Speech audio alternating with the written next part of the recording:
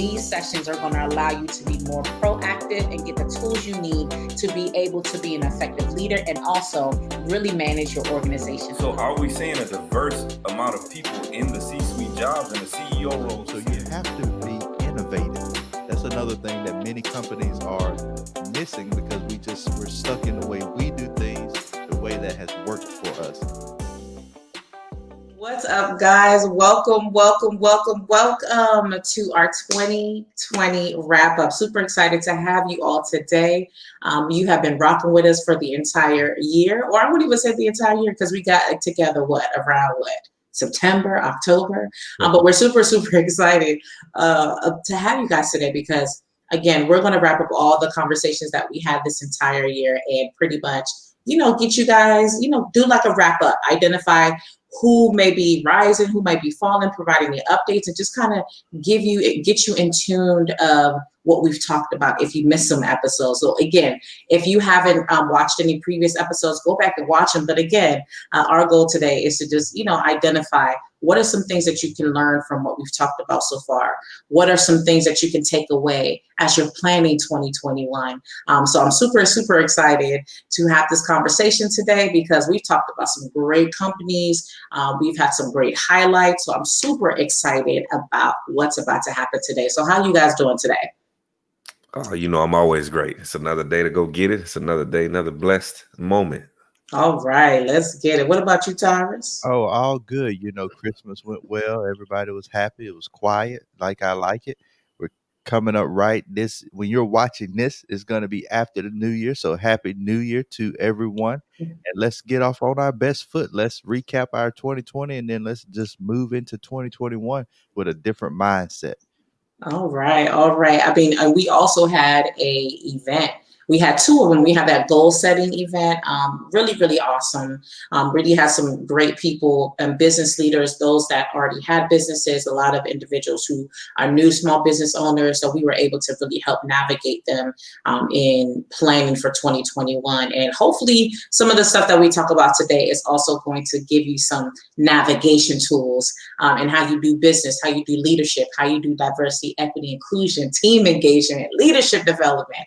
Hopefully all that gives you those strategies today. So let's kick it off. So we started off this year talking about Ellen DeGeneres, right? And in that situation, we talked about some pain points that happened within the organization that made Ellen have to shut things down and really pivot. And one of the main areas that we focused on, it was DE&I. I mean, we talked about that a lot. And there were a lot of internal issues in regards to how team members were being treated, how they were being supported. And it spilled over to the point that it got public and they had to shut down everything and really remedy those issues. So I'll kick it off with you, Corey. What would you say from the conversation that we had about Ellen and that whole experience that made you, that maybe stood out for the people in planning 2021 or just thinking about anything within the realm of, how they navigate themselves in 2021. Yeah, I mean, I think they made some strides into, bettering themselves, bringing more awareness, to minorities in general. I think when we think DE&I, a lot of times we think, or a lot of times I should say, we think about those unconscious bias, like you said. Then you start thinking about your own ethnicity. So we start saying, oh, well, what about the African American people? But I think they've made some strides to become inclusive for all people, whether that's in, the African-American community, whether that's in the LGBTQ plus community, the Hispanic community, whoever. But I feel like I've seen more of that actual love feel. But again, I mean, those things were happening behind closed doors. So I don't want to say everything's remedied and speak on behalf of the people who can't be seen. But I feel like at least the way that the show has gone, I've seen some good changes as far as the inclusion and the real treatment of the entire team on that Ellen show. What about you, Tyrus? What from that those two episodes? Because we did it in two parts. It was just so robust. All the different things that came out of, again, being the place where it was like, this is like the best place to go. So much energy, so much fun. But it seemed like, again, that internal customer, the team members weren't getting the support that they needed. It was more of the external customers, the people that were coming on, maybe the people that were in the higher up realm and so on. So what were your takeaways from that episode or those two episodes? Yeah, to I'm glad you mentioned that and brought that up because that's what I really took away. Oftentimes when we look at something from the external view and it's meeting our need, we think that everything is good or gravy on the inside. And so, like you said, Ellen's show brought a lot of energy. People went there to be happy. They enjoyed the show. She brought a lot of energy. But then we had the issues of, okay, everyone's not getting treated fairly on the inside. It's a toxic environment. It's a sexual harassment laid environment. There was or allegations of harassment. And we know that those two gentlemen were fired with that. And I think sometimes we, in our organizations, put on a face because they want the client to see them a certain way while they're eroding from the inside. And you're only as good as your customer. Of course, you want your client, you're only as good as your team members. Of course, you want your customers and your clients to be happy, but you also need your team members to be happy so they can continue to work the machine because Ellen's one woman. She can only do what she does as a host. Without everybody else, the show doesn't run. And so once you start to mistreat people or people feel like they don't have a place to be safe in their work environment, then you start to crumble and then it spills out, of course, into public because now people are saying, okay, you won't listen to me, I'll go public. And when I go public, the client or the end user or the end customer will see it and then they will make waves, give their opinion, and that'll make real change happen. And I just think that organizations need to really think about that. You don't need external pressure to change internal things. You have the power to change it within. You just have to make that your primary focus. And then that product will be great for everybody else. That's good. You don't need external pressure to make internal change. Listen, that's a nugget right there. Oh my goodness. It's super important. I mean, we always talk about the importance of team engagement. So as long as you're taking care of the internal customer, the external customer will be served effectively. So really consider that. So before we pivot to the next episode, will we say that this episode or this show will continue to rise or fall? I think they continue to rise.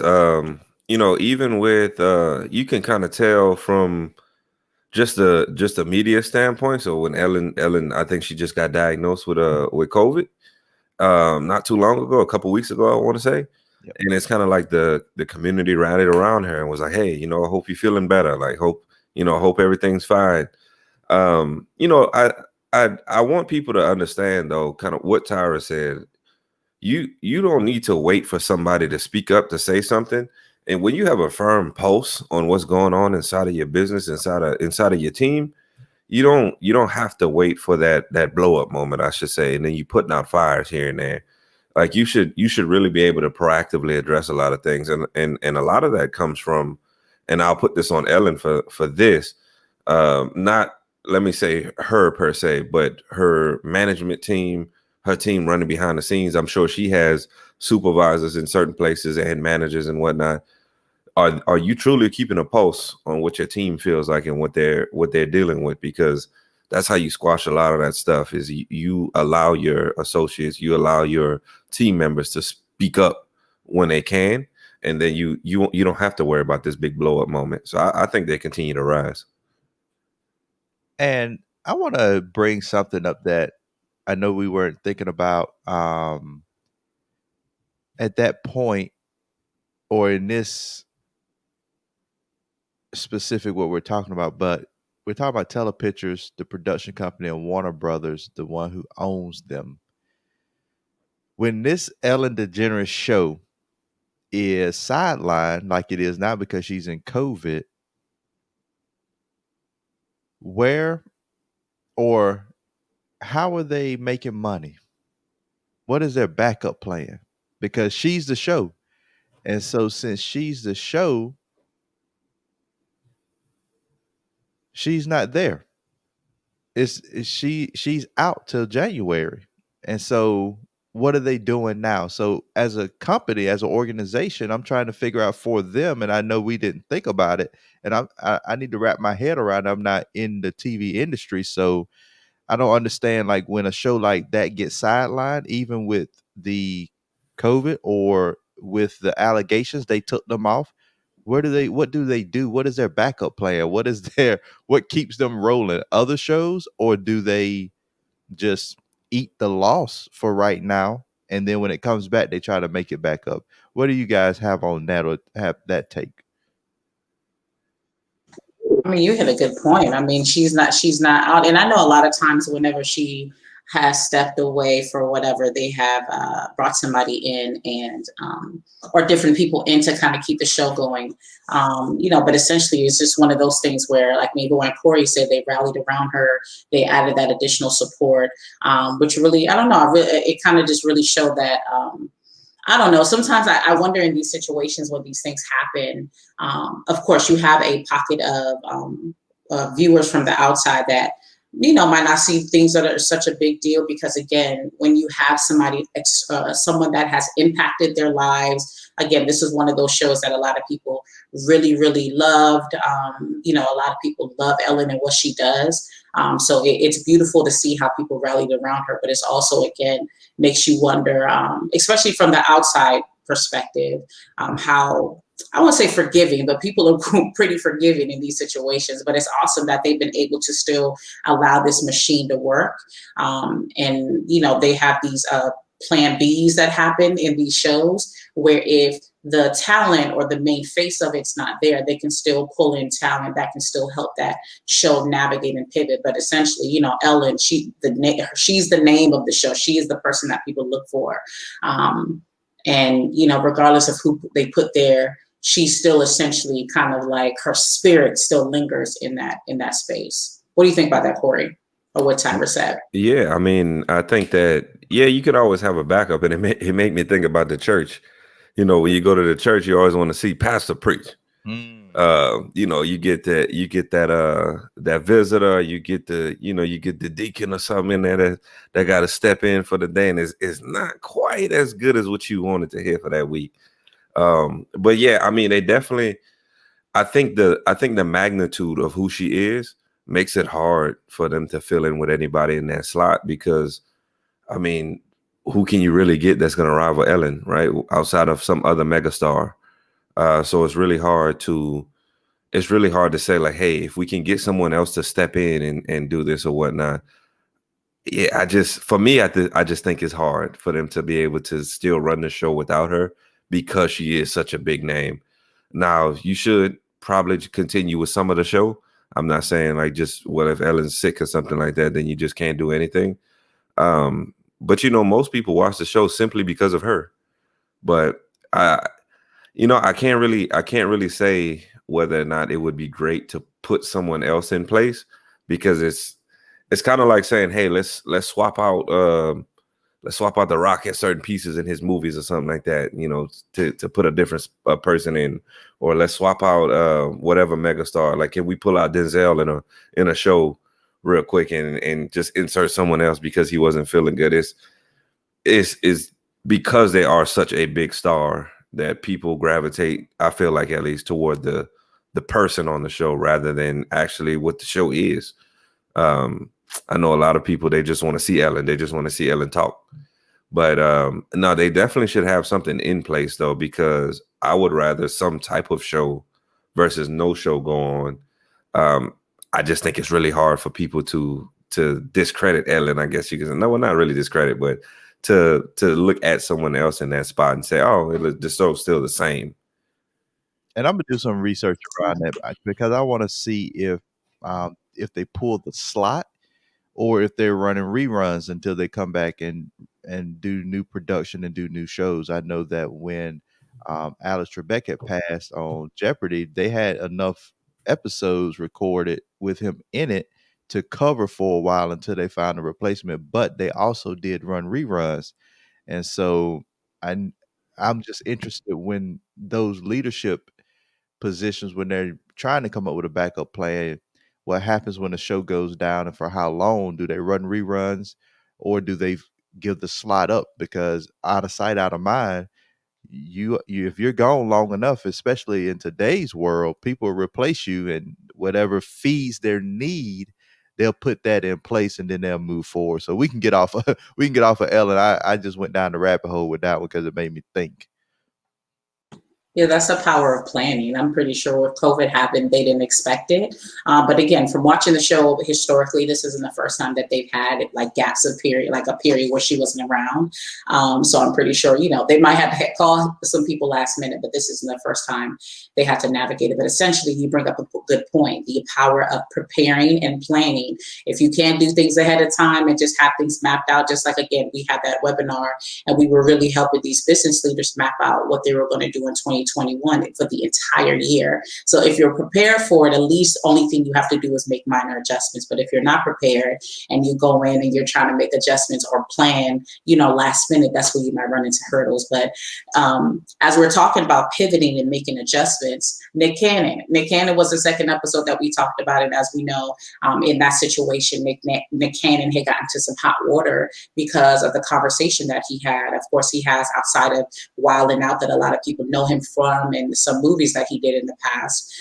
He has his own podcast. And on that episode, or one of the episodes, he had made a very controversial comment where he had a very controversial guest. And it shook up, shook the feathers of the Jewish community. And that really allowed us to really take a deep dive in the importance of the alignment that you make in regards to partnerships, which also connects to Ellen as well, because we know that you have all these other entities above them that are supporting them that are like, whoa, you shouldn't have said that, you shouldn't have done that. So one of the things that came from that episode is, realizing that as a business leader, a CEO, you need to be mindful of ensuring that your values align and ensuring that you kind of like watch how you show up, especially when you're in partnership, because it might really, again, affect shake up the company. It can shake up the shareholders, the stakeholders, and that's what we saw in the Nick Cannon situation. So Tyrus, from that episode, what were your takeaways? What do you think that those that are watching, that might be leaders, individuals within organizations, CEOs, even people who are considering partnerships, what could they have taken from that situation with Nick Cannon? You hit the nail on the head. You got to make sure that the values align and make sure that you're working with, you understand where everybody falls within your organization. When we look at the leadership, they said that, Nick Cannon has been a friend and he's been part of the family for nearly 20 years. And I'm just wondering in my mind, how did Nick Cannon not know that something so controversial would have more impact? I don't know if he wasn't aware or if he just wasn't thinking about it. But and I don't want to say that you should keep your personal or private opinions to yourself, but in a way you should. As a business leader and in a diverse environment and community, you have to think about everyone has a different perspective. Everyone has a different feel. Um, I'm a Christian, but that does not mean that when I work with Muslims or work with people who don't believe at all or believe anything, it doesn't mean that I treat them a different way or try to push my viewpoint on them. It is if you ask me, I'll tell you. But other than that, we'll just move on and we'll work together in the way that we need to work together. And I think that when he came on with those controversial comments, it really rubbed people the wrong way, because he didn't say, well, I don't believe this. He actually said some derogatory things, and his guests did as well. And when you start getting into that, that's when you have issues and people just don't stand for it.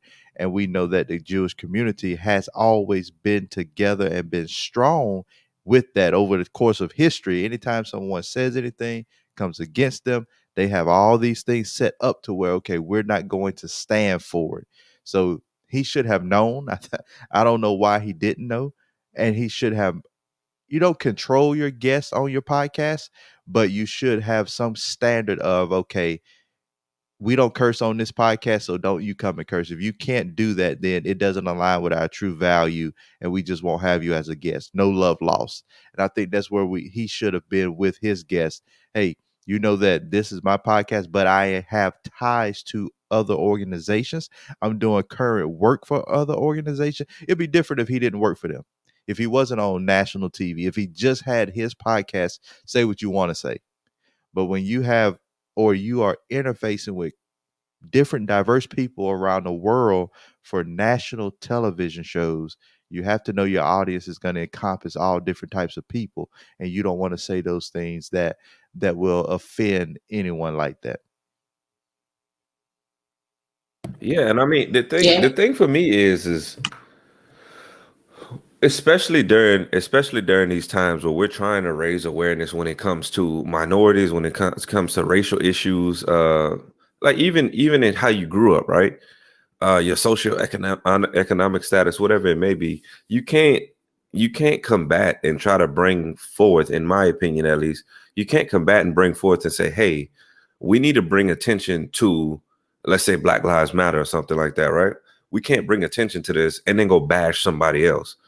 Like it did, you're counterproductive at that point. And I think the comments that he made, I can't remember specifically what he said, but he was saying something, I think, about the Jewish community having more power or something along the lines of that. One of y'all correct me. But the thing is we live in a world where we can easily misconstrue things on a whim, right? Somebody could take a clip from this video and then it goes viral, and they just took the little piece out that somebody might have said something. But for him to make the statements that he said, you can't say, hey, we need to empower the Black community, but also there's something wrong with this other community right here. Like it's counterproductive in my opinion, because you want to say, okay, well, what if the roles were reversed? And what if people were saying those comments about the Black community and saying that, well, the Black community has, these powers and this is how they got it and all this other stuff? Black people at that time would have been like, well, what's the problem with us, right? And so we live in a world where it's kind of like we're casting stones, but at the same time, we live in a glass house. And so when we don't want to do is try to move forward. And I'm thinking about and I know this is one of our next topics with Deshaun Jackson. He plays for the Philadelphia Eagles. He made comments about the Jewish community too, and about how the Holocaust wasn't that bad, blah blah blah. And all of a sudden, his Jewish teammates and Jewish peers in the league were like, well, what do you mean? Like you're just gonna discredit what happened to my people? Like this is an event that happened to mine, but you're trying to push the agenda for how your ethnicity, your race, your race should be better. And that's not really how it works. Like if you're gonna uplift, it's about uplifting people, right? It's not just, hey, I get it. This race is being, belittled. I think we can all agree that there's an unconscious bias about African Americans, but at the same time, you can't really get your agenda across correct if you're like, hey, well, these particular people think they're better than us, but they're not really that great.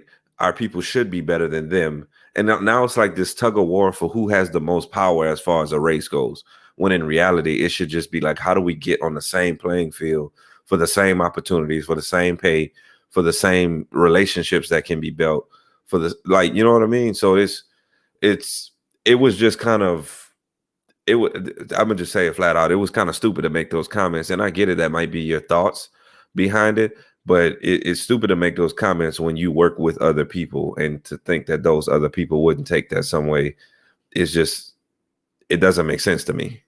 And before Aisha jumps in business, this relates to from personal to business, because what people see is when a people feels, or when they feel like they're not empowered, they think that becoming empowered means I have to take power away from somebody else.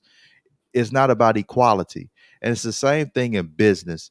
When businesses seek to rise or to create or to become a leader, they try to figure out, okay, how do I take the power from the other business? How do I steal from them? How do I make them less and make me seem more important? But if you would just focus on what you do well, your customer base, your client base will come to you. You don't have to work or create an agenda to knock somebody else down so you could take the top of the mountain. Like Corey said, it should just be a level flat top, and everybody can get there and then work and get in their groups and their communities. And I'm all for empowerment of different races, and enjoying who you are and knowing who you are and supporting one another. but I'm not doing it at the expense of, well, since, and people come to me all the time, well, you should be a black company, black hire, black people, black this. I'm hiring the best talent and creating diversity because different people bring different perspective. And we've talked about that before. If I pigeonhole myself to only hiring people that look like me for the sake of doing so, I'm not giving the best product or bringing in the best talent or ideas to create that best product for the client base. And most people sell to everybody. So why would I want to only hire people to look like me when I'm trying to sell to everybody else? That's so good. I mean, again, we can't be divisive in one way, but then talk about coming together as a community. So I think you guys, hit the nail on the head, as they say, the importance of really considering, again, in partnerships and values, ensuring that there's a level of alignment. And again, setting a standard in your company, but also making sure that whoever you are coming into partnership, you create, hey, I need to be clear that this is how, things are going to be managed. I mean, being in the military, I log into my computer every day when I go to certain websites. Those roles and responsibilities pop up. Okay, this is what you're not going to do when you're on this laptop every single time. And we have to hit agree before we can even log into our Air Force portal, which is a secure site. So it's the same thing. We want to make sure that the culture, there's a level of alignment, but also ensuring that when we go into partnership, there's alignment there, and then that information is reiterated. And because sometimes it's how it has to be. So it might be in your roles and responsibilities. It might be in the contracts that you give your clients. What are you doing to ensure that, okay, this is what the experience needs to look like, and this is my expectations, and this is how we're going to move forward. And again, if you can't comply, then we can't be in partnership with one another. So before we move on to professional sports real quick, do you think that Nick Cannon will rise or fall based off of what happened previously? Tyrus, I'm gonna go ahead and kick that one over to you first. So I think Nick Cannon's going to rise. He came out, he apologized. They're in talks of letting him come back to Wild 'N Out. He's continuing to do the other work that he's doing. His podcast is growing.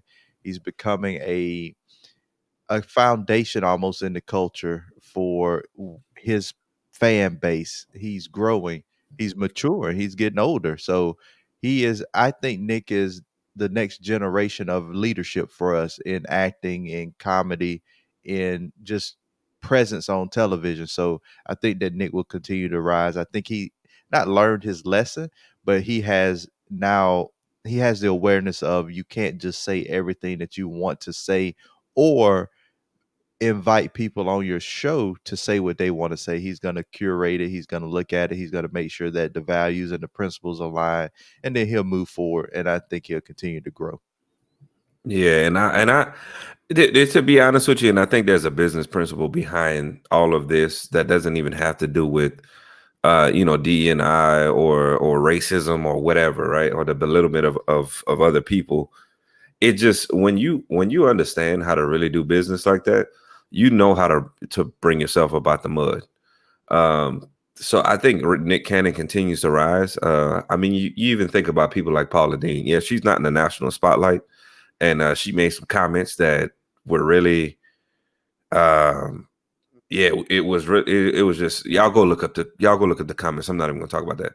But then she still has like I think her YouTube is popping. She has this other little show. I can't remember on what website or whatever, but people still talk about going there to get her recipes and all that stuff. So I think when you know how to do business, the average millionaire, I think they said they go bankrupt like 7 times or something like that. So I mean, that clearly goes to show when you understand business, when you know how to do business, you can dig yourself up out of whatever that struggle is.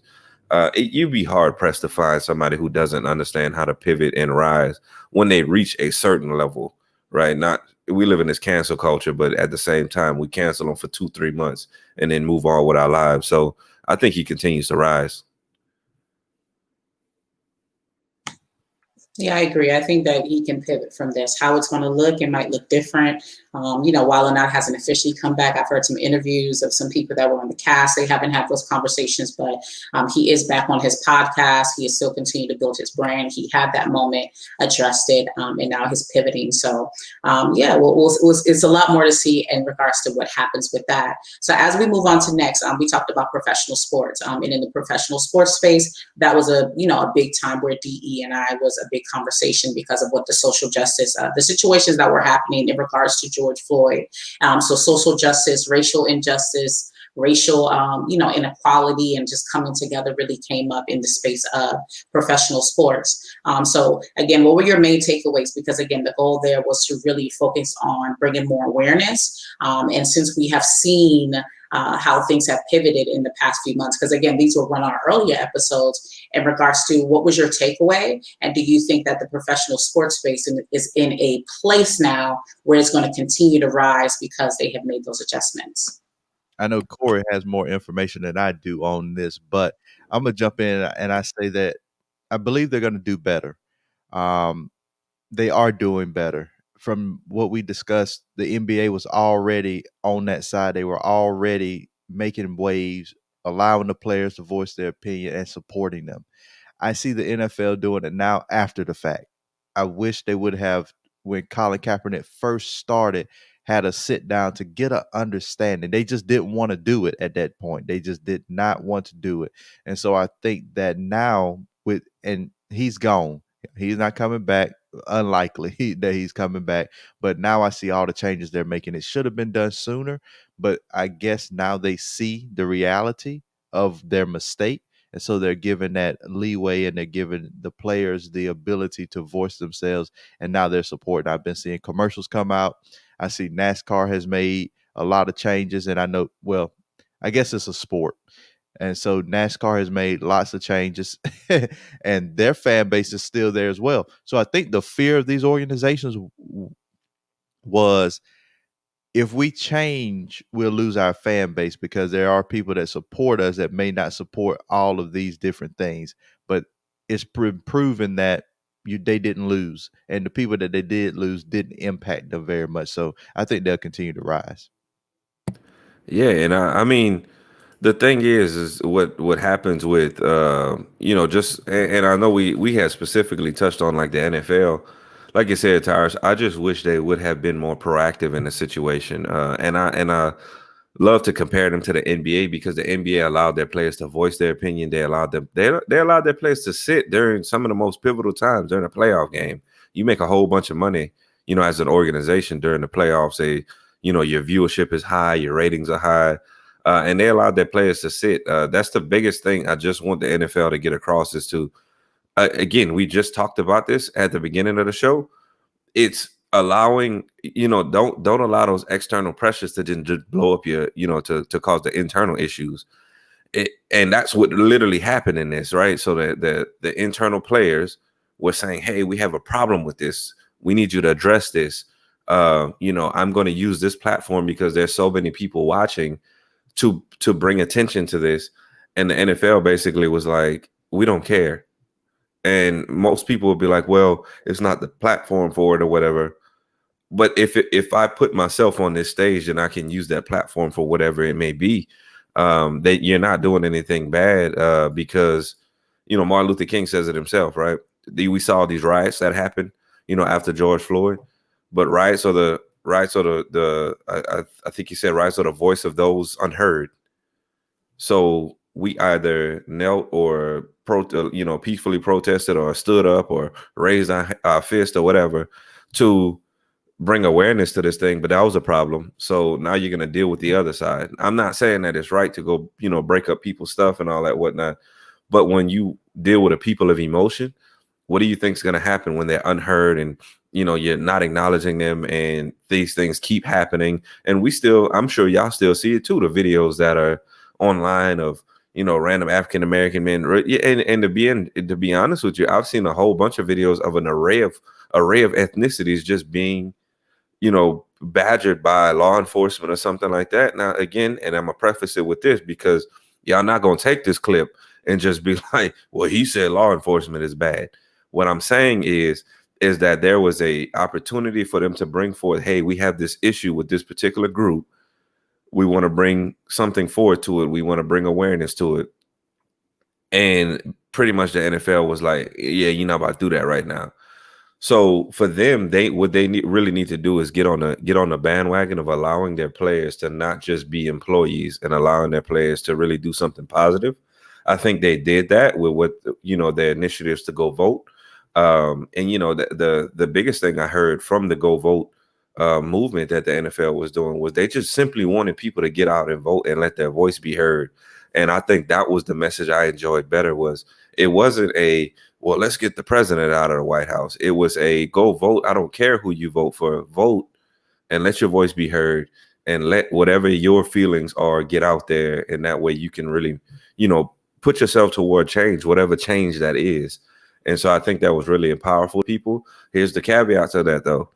I need them to carry that same energy throughout, because we can't have this situation and see them, making stadiums, voting polls and all this other stuff. And then all of a sudden, you never hear them do anything about any other, because that's the thing. If you open it up for this, you open it up for other things. I don't want them to say, hey, all these other, social injustices or wrongdoings or something like that, that a player, it may affect a player or it may affect some players. You can't necessarily say, hey, because the media told us this, therefore we have to react now. A lot of other places, i.e. the NBA, just allow their players to be players and allow them to voice their voice. So I think the NFL continues to rise as long as they stay out in front of it. If they can't stay out in front of stuff and we just see the same thing over and over, I think people will get tired enough of the actual entity itself. Yeah, and just to bring it back to again, if you're a business leader, CEO, if you're somebody that's listening that is in leadership, just always considering that, again, these conversations that we have, these are things you want to consider within your business and your organization, or even how you want to create the culture and climate of your space. Again, always check back with your internal customer. You essentially, as a CEO, can create whatever climate you want. You could essentially say, I don't want any type of social justice talks. I don't want to focus on any efforts about voting or anything, especially when you get into like the corporate spaces, or, say you're somebody that's a consultant. There's certain rules and regulations that you might just want to say, okay, I want to just have this type of culture within my organization. You have the right to do so. But again, it is important to identify and hear the voices of those within your organization, hear the voices of those that are supporting your mission and vision, just to see that, okay, I need to hear them, I need to empathize, and I need to consider their voice and allow me to pivot how I manage and lead this organization and business. So again, as we see, this is the NFL, the NBA. I don't know if they'll ever have a time where they'll shut down again. This is sports is something that America loves. Internationally, people love it. So they will definitely continue to rise. So as we pivot again, we talked about McDonald's as well. And we were talking about the importance of hearing your internal customer. But what happens when that internal customer, or there are internal customers that are getting support, but there are some that aren't, and they just happen to be African American. And that's what we saw in the case with McDonald's. McDonald's, basically, they were, for these franchise owners, they were providing support to a group of franchise owners that, unfortunately, it seemed like those that were of the African American community, they weren't getting that much support as well. So in regards to that experience with McDonald's, we'll kick it off with you, Corey. What were some takeaways you can say that might be highlighted from that conversation? And do you believe that McDonald's will rise or fall from, based off of the situation? Yeah, I mean, I think definitely the takeaways that I had was it was the focus on how 50 Black owners had sued McDonald's for racial discrimination. Now, I get it, like if it's one or two or maybe even three, but when you have 50 people who actually own a business, that's a big telltale sign as far as what's going on, and the misrepresentation or the mistreatment of that particular group of people. That was the biggest takeaway, I should say, I took from that, because a lot of times it's like, hey, we want to get these franchises, we want to get in the business, we want to get all these things. And that's like a great stepping stone for us. But at the same time, like you said, as a team, are you really opening yourself up to be inclusive to everyone, right? Do you have that unconscious bias? I think you said one time was this I want to say it was Mark Benioff, and he said he used to give men a handshake, he used to give women a hug, and it's those types of things where, you may not necessarily think that's going on, but as a leader, you have to be aware of what's going on around you and how things are coming off to other people. And the way that you talk, is it catering to one type of person versus the other? Like, is it catering to one generation versus another?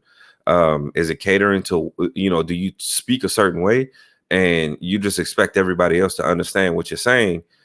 You have to understand that the way that you come off, you have to have a level of awareness as a leader, and it doesn't matter what level it is. If you have a team under you, I don't care if it's your kids, you have somebody that you need to effectively communicate with. You got to be mindful of how you're coming off to them. And that was the biggest thing that came off to me. So I think, to be honest with you, I think McDonald's put a Band-Aid on some stuff. They started with these like Travis Scott meals and these like other like J Balvin meals and all that stuff. And I was like, I don't really know what that's fixing. In a time where I just think they were being more profit driven because it was a hot name. This is this new thing that you can buy from McDonald's and whatnot. So I can just eat the food just like my favorite artists. It's hard to say McDonald's is going to fall, but I'm neither here nor there on it. I don't think they're going to rise or fall because I just think that there's so many chains and so many branches. If they are going to fall, it's going to take like 50 years for them to do so. And when I'm looking at McDonald's, we don't know where that lawsuit's going to go. We don't know how it's going to turn out. And they have a great system as far as how their restaurants work, how you get into the franchise, how you build a business. I'm not quite sure if their system is so great to ensure that everyone's treated equally and fairly. And they have their diversity mandates. They have their things they put on the site. They want to work with diverse suppliers. They want to create a diverse environment. They want to make sure everybody's treated equally. But I don't know if there are checks and balances there to make sure that's really and truly happening. So I don't see McDonald's going anywhere. I think before diversity or something like that takes them down, it'll be just a health shift. People will want to eat better food, and they'll be able to pivot. They are a leader, so they understand what they need to do in order to stay relevant. So I think they'll still rise. I just would like to see, and I would like to see this from all companies and other organizations. I think Salesforce, and I know we're going to get to them, did it great. They put out their statistics for what they're doing and for their initiatives so everybody can see it. I think we need more insight into some of these companies just to have awareness. That's very good. That's very good. I mean, again, we should not necessarily focus on solely the external customer because, again, we know McDonald's. I mean, they provide great deals. I love their fries, and fries is good, y'all. But they offer, meals. I mean, they're dominating. I mean, they're pretty much everywhere you go. It's just really important to, again, making sure that you're supporting your internal customer. You're seeing a reduction of Black CEOs. So that means, again, that there's a huge problem. So it's important that they not just focus on what kind of products we're going to put out. Okay, we're going to, come together with Travis Scott and put out this burger. But again, how is that serving your internal customer? So always remembering that. But again, I believe as well that McDonald's will continue to rise. I don't know if they'll continue to rise in regards to Black CEOs or Black franchise owners, but they will continue to rise on the externals. But again, we always want to remember the internal customer is pushing your mission and vision. And if you want to be successful, if you take care of them, trust me, they want to take care of everything else around you. So let's pivot, right? Let's pivot and start talking about, because of course, DE&I is something that is foundational, something that we find super important. That was a topic that we talked about heavy because, of course, the climate, that was the climate when we first kicked things off, or I won't even say first kicked things off, but it was a heavy conversation during that time. So it was important for us to stress those conversations and continue to really look at, when we're looking at organizations, we're not just looking at it from one aspect, we're looking at it in total. We're looking at the team engagement, we're looking at the leadership development, we're looking at the DE&I, we're looking at the overall structure, the business system. So when we come with this podcast, or not podcast, well, it will be a podcast, but when we come with these conversations, we are really looking at things from all sorts of bases to find out, okay, is your company, is your business, is what you're creating, is it successful in each one of those areas?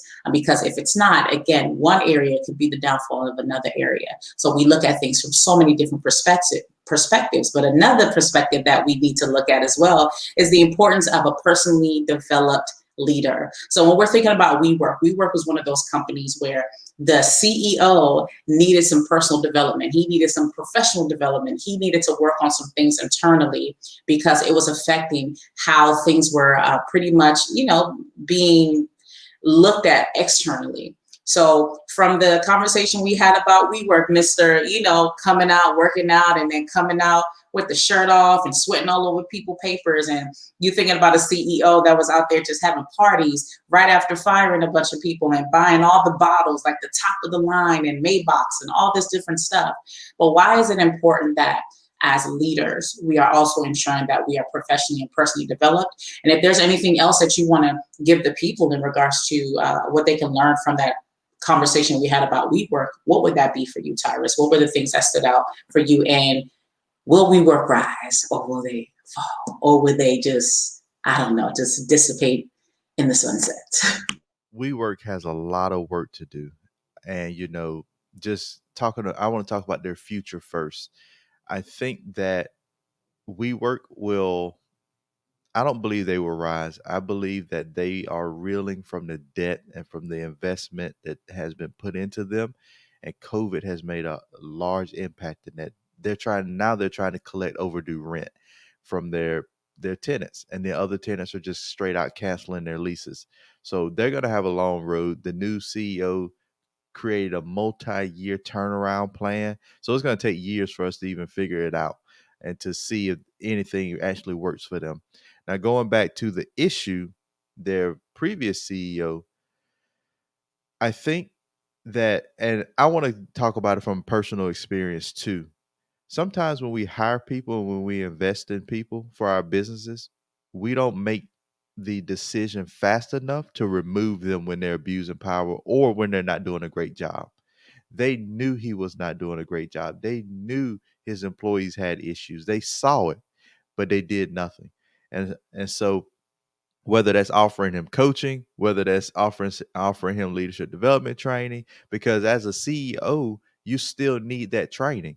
I mean, when we look at famous CEOs or famous companies, most of their CEOs have personal development and professional development ongoing coaching. If not, if it's one-on-one, they probably have a one-on-one coach. And so he needed that. He let ego get in the way, and he didn't even have any money. He took somebody else's money. And I think that person that he took the money from just did not have enough checks and balances. And that person was in love with the charisma and not the business planning. The business model just didn't make sense up front. So I think that as organizations, when you're thinking about business models, and this is what I take away from WeWork, does the business model make sense? And I know, and we talked about this, Aisha and Corey, with business systems. It's not sexy. People don't like it. It's boring. It's not rah rah, and I'm happy, and it got me all excited, and I'm smiling about it every day. The person who invested in WeWork was smiling. He wasn't looking at the business process, the fundamentals, the basics, and that's what happened. You have to take care of first things first, then let that excite you. Get excited. It's okay to be excited, but make sure that the foundation is solid. People get excited over a house that looks beautiful on the outside, but that house could be bare and empty and built wrong from the foundation up, and you won't know it until you get on the inside. And then people don't want to accept it at that point. They just want to deal with it because, it looks nice. So what I took away from WeWork, I think they're going to fall. They're just not going to survive. Make sure that you look at the foundational principles of the business model, then get excited about that, and allow that to spill over to excitement about the person, about the end product, about everything else. Yeah, and I mean, this is a typical example of just because you can start a business and you have a great idea doesn't mean that you're a leader. I think a lot of entrepreneurs and a lot of business leaders, like they get into, and when I say business leader, I'm stressing the business part. they get into business and they say, well, I can lead people now because I had this great idea. That doesn't mean that.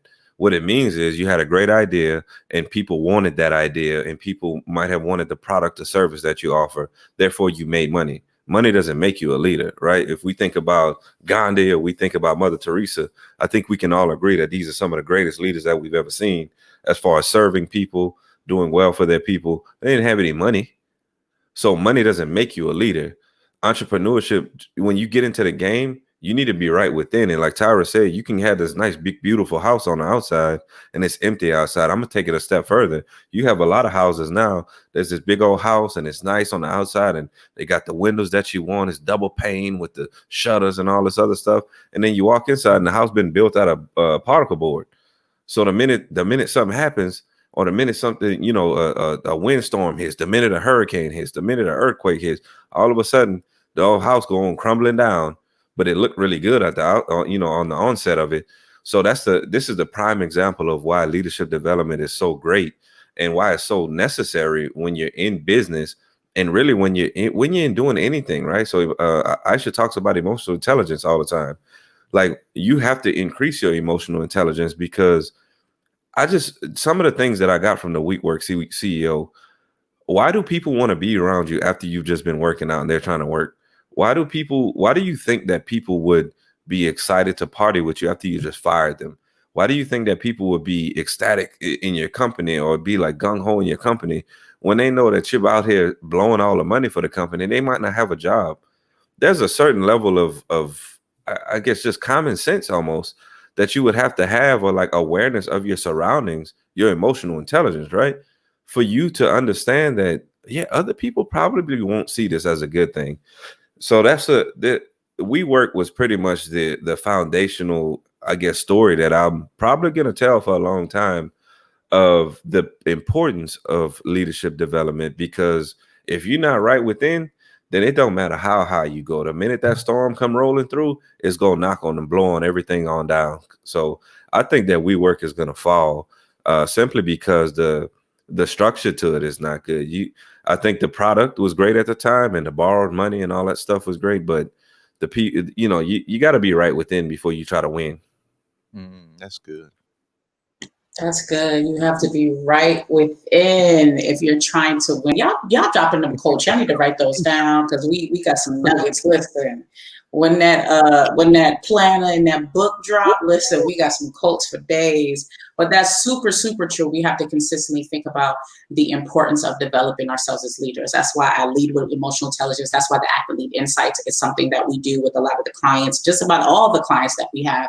We start off in understanding how they show up in the organization, because by understanding you, a lot of that allows us to unlock and understand why there's a lot of breakdowns in your business or within your organization. So super important. You have to make sure you develop within so you can win. And yes, I agree. WeWork, I don't know about them rising. It's just, yeah, it's one of those. There's so many things that went wrong in the beginning that was never remedied ahead of time. And again, it's so important that when it's time to just say, hey, cut the ties, we need to do it earlier than later. And unfortunately, they are still trying to crawl back up from that unfortunate damage. So, but let's pivot. Let's pivot into a major brand, two major brands that we talked about, right? We've been talking about partnerships and the importance of really looking at partnerships and how you pivot and leverage. Because what happens is that a lot of the business owners that we have, they have full-time jobs, or they're starting from, a beginning phase, and they're trying to figure out, okay, how do I leverage all these experiences and opportunities that I have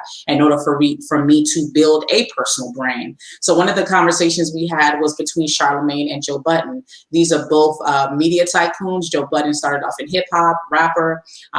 He's been in a few movies. Charlamagne, he's somebody that is known in the African American community for his just great voice and perspective and growth, specifically his growth in regards to how he does radio.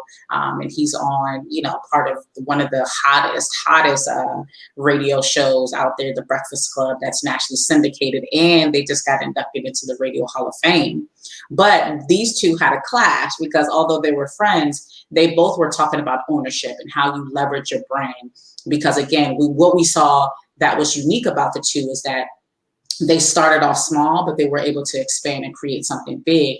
However, this pivot that they were making in regards to starting to use that leverage to open up more doors for themselves and open up doors for others, they started to clash at it. So what are the things that we can learn and we can give leaders, CEOs, or individuals building a personal brand in regards to leveraging and then taking that leverage to take yourself to the next level? Is there a wrong way or a right way in leveraging these opportunities that you have? So let's kick it off with you, Corey. What can we take away from this conversation that people can take some lessons? And from that, do you think that either these individuals will continue to rise and level up as they have, in the past? Yeah, and so I'm gonna just say this up front. So both individuals are gonna continue to rise. Joe Budden's podcast, although I don't listen to it, he has all the subscribers, right?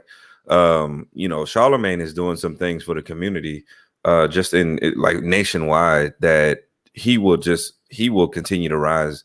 And even his own podcast. I mean, people forget he still has the Brilliant Idiots with Andy Schultz, I think his name is. So he has his own podcast. He has a radio show. He's opening up a platform for podcasts for different people to get on. So they're going to continue to rise. But the one thing I'll say is, I don't think there's any wrong way to go about this. We have to remember that, and although Joe Budden is saying, yeah, you should own this and you should own that and all this stuff, you have to realize where Joe Budden was before this. And it's kind of like my mom always just says, pot calling kettle black. So had he not made what Pump It Up was his hot track, I guess. Had he not made Pump It Up, we don't know who Joe Budden is. So what if Joe Budden just came out and he just started his podcast or whatever? Would it really be as hot as it is right now? I don't know. I think there was a certain level of celebrity that if he wasn't on those TV shows that he was on, I think it was Love and Hip Hop or whatever them shows are. I don't watch any of them. What if he wasn't on the shows? Would he really have the podcast that he has right now? So there's no real wrong or right way to go about it. You just, when the opportunity presents itself, can you pivot and can you leverage that onto the new opportunity? And this is completely off topic from Joe Budden. I'm just trying to give y'all an example. I just had a conversation with an individual about buying a house. I said, your house will appreciate over time versus you paying rent. So I said, at what point in time will you amass a lump sum of money when you sell your house after it appreciates? And it, for the most part, will probably appreciate if you buy it in the right area. At what point in time will you gain that lump sum of money versus you having to slowly but surely save that up? And at what point in time are you actually going to get that? And so it's like one thing with Charlemagne, at what point in time would he have actually amassed the celebrity that he has right now if he was just trying to do this piece by piece himself? Maybe he does do it, maybe not. But I don't know if Charlemagne reaches nationally syndicated radio just piece by piecing it together, right? He used his relationships to leverage him into those positions. Joe Budden, the same thing. We have to get down to the nitty gritty and understand that they both leveraged prior relationships, prior celebrity status, prior people that they know to be able to get to where they are. Now, Joe Budden could say, oh, well, I own my own podcast. Yeah, that's cool. But literally, Charlemagne's at the point to where he could just be like, well, I own my own too. I just haven't done it yet. So I think both will continue to rise. That's just my takeaways from that. So there's no right or wrong way to leverage your relationships, as long as you have a plan for that relationship or a plan for that step that you've taken. Yeah, and to piggyback off of that, I agree with you. I don't have much to add in that arena. I don't listen to either one of them really, but I think that with them leveraging, in order to leverage your relationship, you got to know your worth, what your value is, what do you bring to the table, and so it's difficult to leverage networks when you don't bring anything to the table, because people want to know, okay, if I put my neck out, put my name on the line for your name, what value are you bringing? So as business owners and leaders, when you get ready to leverage your business, leverage your network, leverage your contacts, think about what you're bringing to the table and how it's going to be mutually beneficial to you and to that person who leverages their name in order to open the door for you. So I think they'll both rise. I think that they will continue to grow. Joe Budden, honestly, I don't know where he's going to go beyond this. He ain't rapping no more. And so his body of work, I just don't understand what he brings to the table. I don't listen to him, so he may bring some things that I'm just not aware of. He may be doing some things behind the scene, but as far as out in the open, I don't hear everybody talking about, oh, you better go listen to Joe Budden. He the next, he getting you to the next level. So they'll rise in their own right. Charlemagne's doing some great things, some very big things. And I think he is actually, with the books, with the interviews, with everything he's trying to do, he's moving in a different direction to make himself larger. I agree. I mean, I think again, they're going to rise in their own right. But Charlemagne brings a different type of, level of journalism and growth as well. Because again, being a fan of the Breakfast Club, I remember the Wild and Crazy Charlemagne, who has pivoted and he's, gotten a lot more woke and more aware, and just grown and developed. He's talked about going to therapy a lot, where Joe Budden is still in the season of growth and development himself. You see Charlemagne on, news shows, and I mean, he's just been all over the place. So I think his growth and his rise is going to kind of pivot a little higher than Joe Budden. And again, we are not, we can't dictate someone's future, but it's just seeing their body of work from following Charlemagne, following him for some time. Charlemagne is headed in a direction, and I will attest to that as to a lot of leadership development and growth. He goes to therapy. We just talked about that with the WeWork CEO. Therapy, growth, development, identifying who he was in the past. He needed to do some work and grow himself. And I think that is really, and you're seeing how he's showing up in the workspace, that is now aiding in him more doors opening because other people have seen this growth and development. So, great conversation. And again, it goes back to, for those out there that are trying to leverage their experience, again, you have to show a level of consistency. So that both of them were able to become experts in their space, to the point where these organizations and companies were like, we need you. We don't want you to leave. So you want to get to a space that you get so good at what you do that you have leverage power to say, listen, I want to be able to be a partner with iHeart versus just work for you. I want to be able to say, no, if you don't give me this amount, I will pivot and go elsewhere. We want to be able to have that. If we want to go negotiate, we need to be able to bring something to the table. And that requires consistency, hard work, and you showing that, listen, I am the best in this space. So if you want me to work with you, this is going to be or you want me to work with you, this is going to be my price, and this is how we're going to do things. So always think about that. When you're building your brand or your business, are you the expert? Do you have proof? What are you doing to make people say, I want you, and I'll do whatever necessary to get you? So, and another thing about dominating spaces, right? Because again, when it comes to the Breakfast Club is nationally syndicated. There were radio shows here in San Antonio that were coming on that they stopped playing, and then the Breakfast Club, they put that in place of it. So they're pretty much dominating the space of radio. These radio companies or networks recognize, like, listen, instead of us having radio shows with different people and paying each person, how about we just invest in the Breakfast Club and have all of that play in different spaces? So they're dominating the industry. And two of the companies that we talked about dominating industry, and this came up a lot, was Facebook and Google. The conversation was, they have been able to capitalize the market or dominate the industry, where now it's like Facebook is partnering with Instagram. Google, when you go to most spaces on a cell phone to search, what comes up? Google. So that was a big topic about, can you truly, or is it wrong for you to dominate the industry and not let the little guys or the people behind you get an opportunity to, come up as well? I believe that it was okay, because essentially, it's business. You want to be the best. You want to be the person that everybody goes to. But again, is it wrong? Is it right? What are you guys' perspective? And do you think, I don't even want to ask, do you think if Facebook and Google are going to rise? We know they're going to rise. But in regards to dominating the industry in business, when is it time to dominate, and when is it time to help up the little guy or the little woman, When we're talking about Facebook and Google as industry leaders, there's no problem with dominating, and there's no problem with them being successful and continuing to rise. I think the issue with both Facebook and Google comes into play when it seems like, and I don't even want them to help the little guy up, because you have to build your own business and stand on your own feet. I think the issue comes into play when it seems like, and it starts to appear, that they are stifling competition, both of them. Anytime a new company does start to rise, it seems like they push them out or buy them out. And so, to eliminate competition, you change the structure, or you go ahead and you do things that will force them to sell to you. And I think that's the issue. I think the way they sell ads, both Google and Facebook, depending on who pays for those ads, they can change the algorithms. They can make things work in a manner to where it's just not fair for everybody. And the question becomes, who's controlling it? That's another piece for Facebook and Google. Once it gets so deep into the system, it becomes more AI than person controls it. And so if they don't have a full control, or only a handful of people understand how it really works, there's no transparency.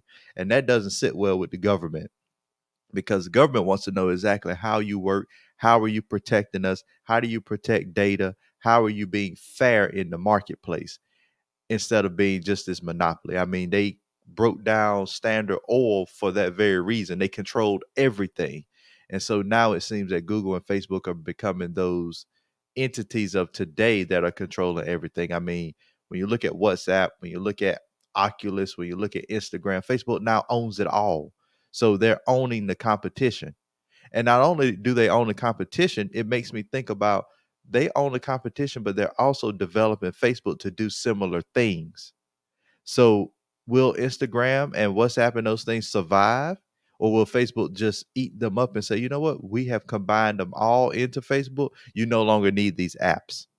And that is truly when they have taken over. And Google, the same thing. I mean, when you say that you Google something, it's no longer you search, you Google it. No matter what search engine you use, they have taken over. And I don't see a way out of it, because they're so ingrained into society, into organizations. They're just using their their competitive advantage, and they've taken over. And the only issue I really see with that is, who controls it, and are they really being fair? And I don't think we'll really ever know.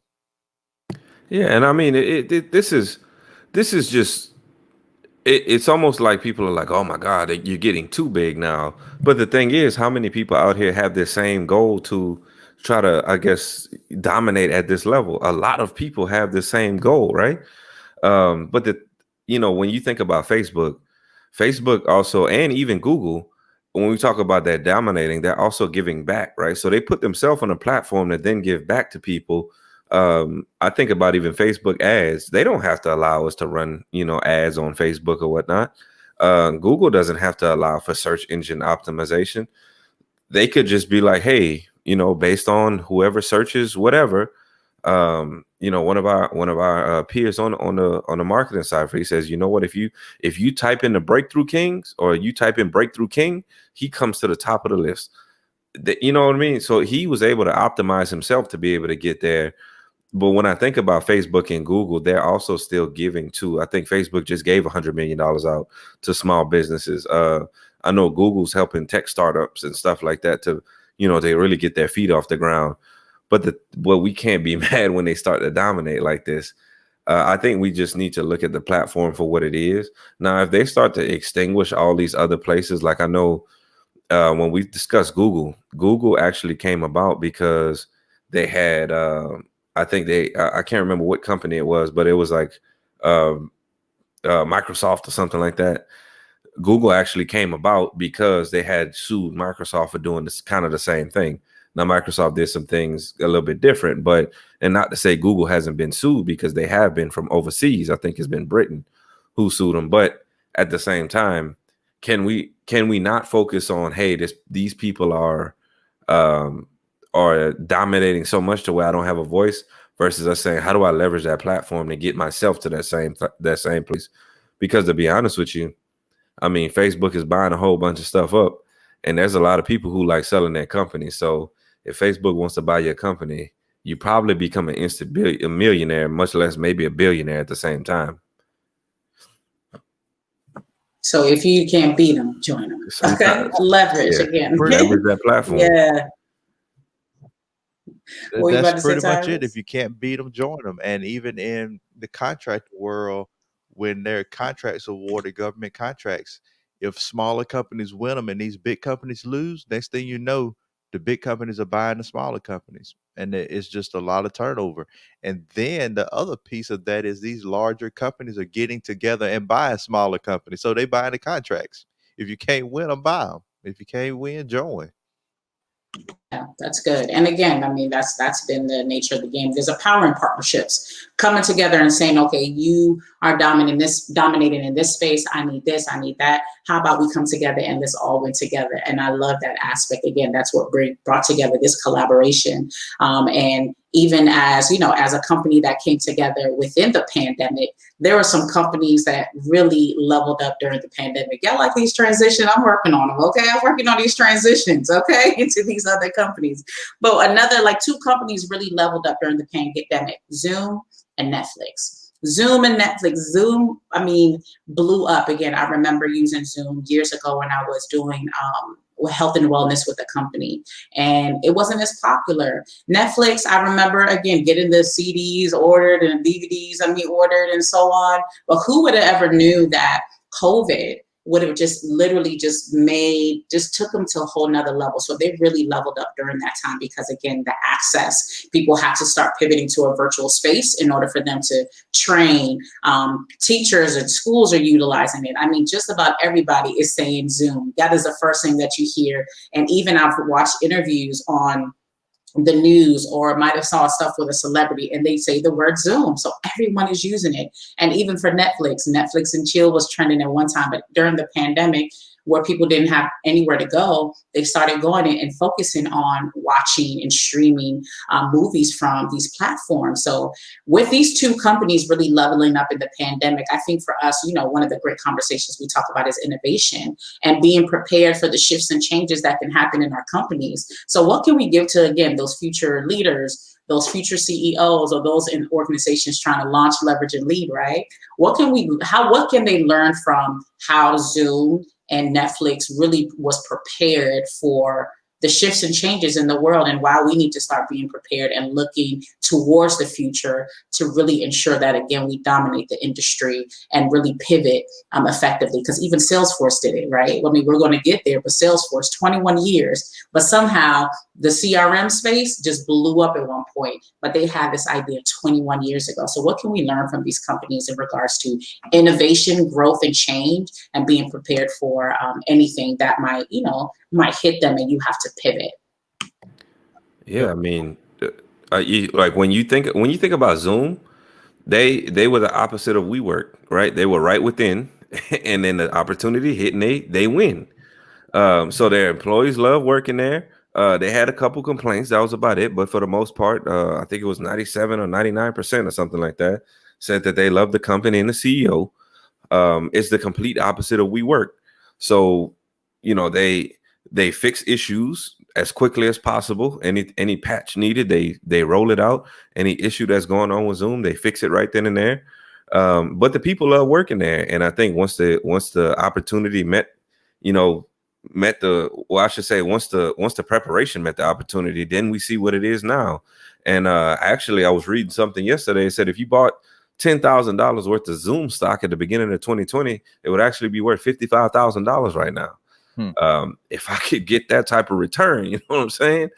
By investing $10,000, but it just goes to show you, because your stock doesn't just rise just because your stock rises.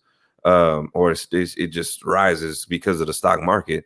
It rises because people are using your product, and the more people that use your product, I think it said it was the utilization was up 435%. So that's astronomical. But the thing is, a lot of people see the growth in this company, but then they don't realize how much it takes to be ready for that growth. And I know Tyrus talks systems and all that stuff. If you don't have that stuff in place, when an opportunity like this hits, your stock may be down 435, or your utilization may be down 435%. You may have lost $55,000 instead of gained it. So that's my biggest takeaways is this company had a team, had a culture, had a CEO, had leaders in place to really drive success once the opportunity hit them. It's about vision. It's about that mission and that vision that we talked about with the strategic goal planning. They had a mission and a vision, and had the sight to see that technology is coming, and that technology is going to be the new wave and a new road. And Netflix went to Blockbuster and they gave them an idea, and Blockbuster didn't want to change. And I think that the takeaway is, as a business owner, don't push away possible change. Look around you and see where the world is going. I think that Zoom, Netflix blew up in the pandemic, but I think it was inevitable. I think they were going to blow up eventually. It just takes time for organizations to get there. But when things like COVID happen, it forces you to do the change abruptly. We can't go anywhere. We got to go online instead of doing the slow rollout. So Zoom, what was great about them was, with technology, if you are set up and you structured and you systematic and you have your processes and procedures, they can handle the influx, because all you got to do is get more data centers to be able to support the load, get more network bandwidth. That's all they had to do. The rest of the structure was there. Same thing with Netflix. And then add more, of course, pictures and movies and shows to Netflix. And I think they did a great job of being more diverse, adding the Indian shows, adding more African American based shows. So Netflix has done wonders in bringing more content for a more diverse environment. So it's the mission and the vision. They had the vision and they weren't afraid of innovation. That's my takeaway. The last person or the group that I see that is lagging behind on innovation is law schools. I want to go to law school, but when you become a busy working professional, you want to go to school online because it supplements your lifestyle. However, law schools, they don't like online. They want to be traditional. And I get it, because when you're arguing in court, you're in person. So there's some things that you need to be in person for. So the traditional law school is still in person, and you can go to night school if you need to go part-time. However, I'm starting to see, slowly but surely, one class offered online, two classes offered online.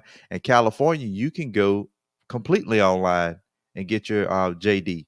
Now, and they are recognized in California. You can practice law there. Now, outside the state, the ABA still doesn't recognize it. So you you have to get lucky almost. There was one guy, I think he came to Delaware, and he did a lawsuit, and he was able to transition and bring his degree from California to be recognized in Delaware to practice law.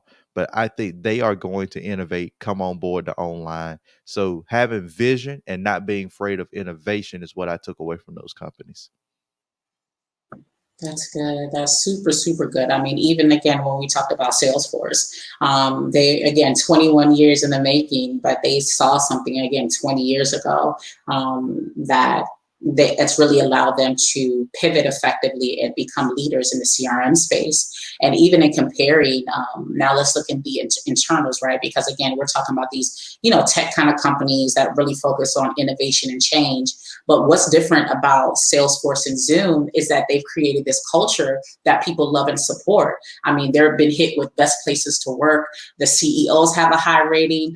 Internally, again, that internal customer, the team members, love these spaces. However, Netflix has had some bumps in the road, and there were some things that people talked about, that they pretty much had work-life balance issues, long hours, stress, and ineffective culture. So although they're on the outside, on the inside, they were having some issues. And again, we know Netflix was hit with that controversy because they added that movie there that shook up, like, okay, a lot of it was in relation to something that a lot of customers were unhappy with. So a lot of people were boycotting Netflix for some time. So even when you're comparing Netflix, Zoom, and Salesforce, internally, there were some things that might have stood out in regards to Netflix needing some remedy. So let's go and look at the internals for these three and compare them. Again, Salesforce, to me, again, I talk about them all the time in DE&I because they don't mind putting their information out there, showing that these are our diversity, equity, and inclusion goals, and this is how far we've gotten. So you see that they're really serious about this. Like Mark Benioff writes it in his book and talks about his journey of unlocking his unconscious bias and what he had to do to decrease the gender pay gap.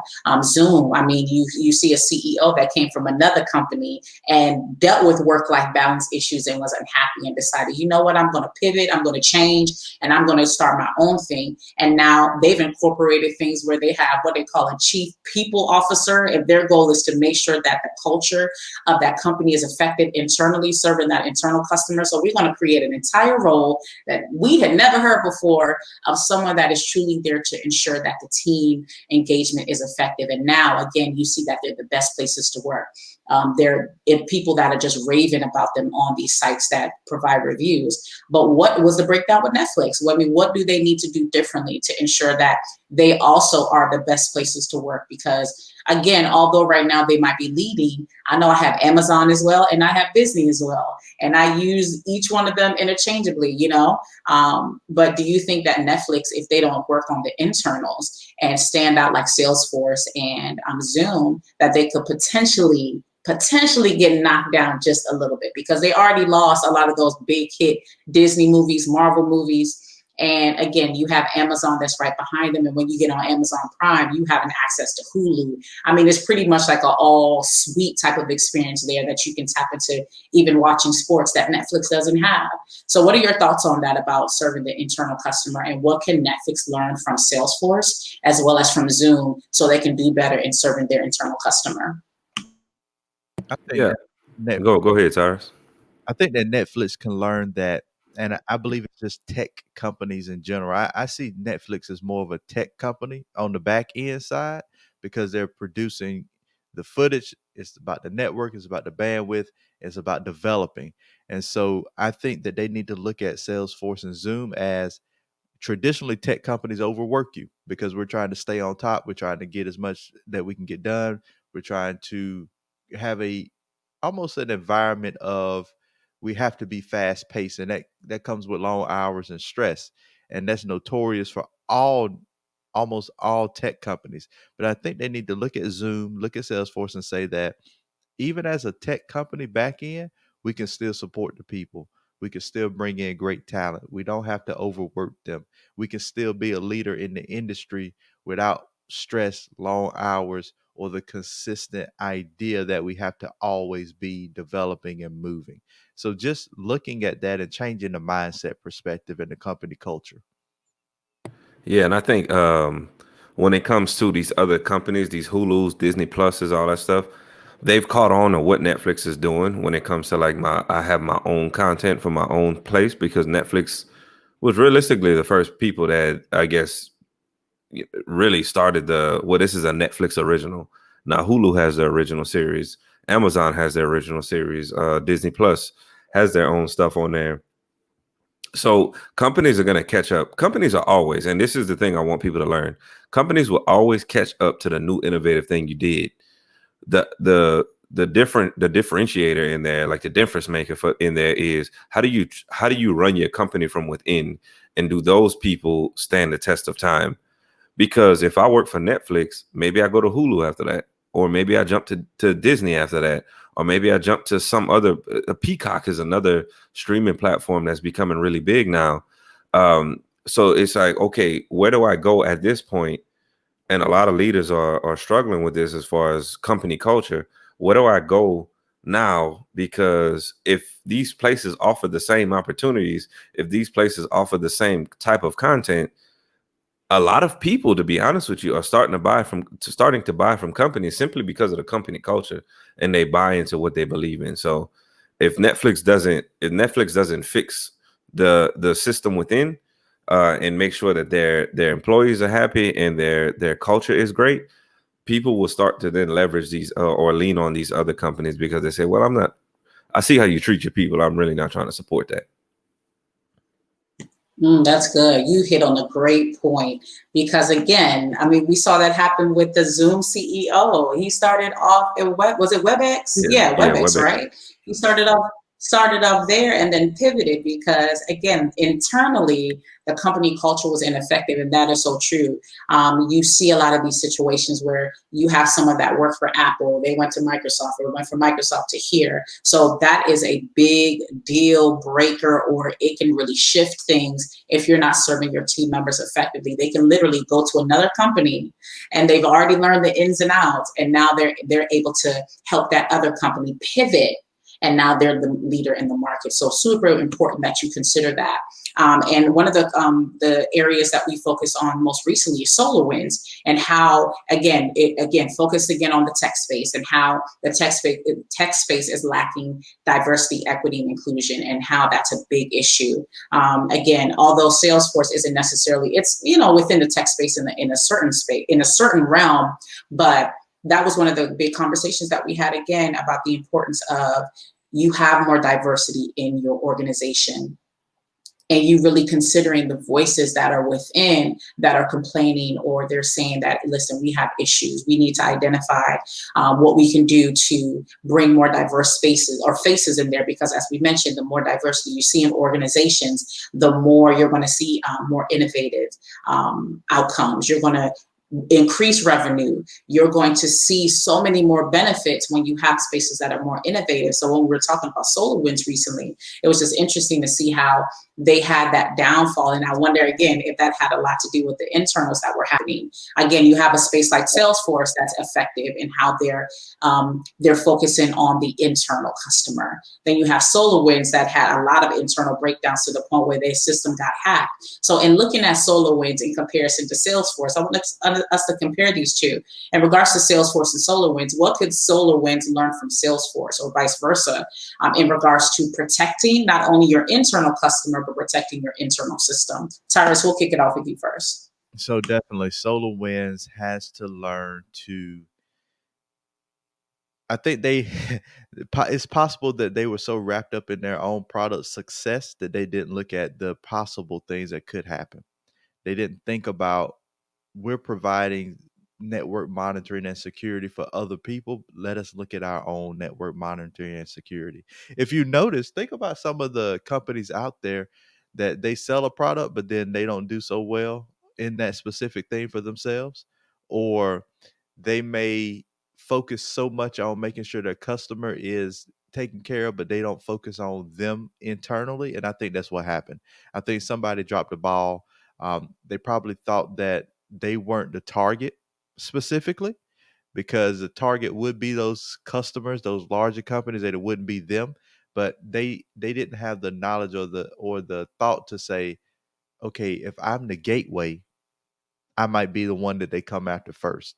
So I think that SolarWinds should learn from Salesforce in the fact that if I'm supporting all these customers and clients, I have to make sure my stuff is together internally. And I think Salesforce is doing that. I think they do it publicly. Let's work on all of our diversity. Let's put it out there. Let's let people know where we're going. Let's bring in a talented workforce and not just stick with the inner circle or the inner club that we've been having all these years. So I think that SolarWinds can take a lot of lessons from Salesforce in doing that, get their internal straight, and then support their external customers and clients at a high level. And that goes back to knowing who's in your supply chain, who's in your downstream and your upstream, who are you focused on, who impacts you if something happens. And I think SolarWinds just did not take into thought that, hey, if we get impacted, it's going to be an impact for all of these. They support 499 out of the Fortune 500 companies. Some of the major industries in the world trust them. And then we see that they are the ones that get hacked. And they provide that specific thing to those people. Oh, monitor your networks. Make sure you're good. Watch them. But trust us to allow us to download our software without doing checks and balances. Yeah, and I mean it. I hope people are catching this overwhelming theme that's going on here. If things aren't if things aren't together within your business, meaning your team, your culture, your people, if they're not fed into, if they're not taken care of, this is where you start to see those problems happen. So I'm gonna keep it short and sweet right here, because I think I think SolarWinds just needs to understand that what Salesforce is doing is that, their customers say, meaning customers, their internal employees, they're saying 95% of them say this is a great place to work, right? They take DEI very seriously. They make the stuff visible to the public. That way you can see what type of goals they're going after. after. And to be honest with you, you don't have any choice if you're a helpful, attentive person. If you care about people, you kind of just buy into their goals anyway, because you're like, you know what, I like what you're doing here.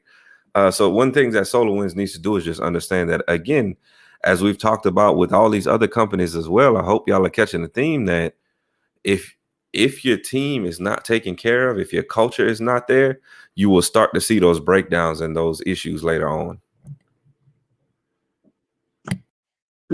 That's so good. And as we're wrapping up, I mean, just to close out on these last two areas that we focused on, I think we want to hit Black Friday at the end, right? Because we talked a lot about self-investment with that.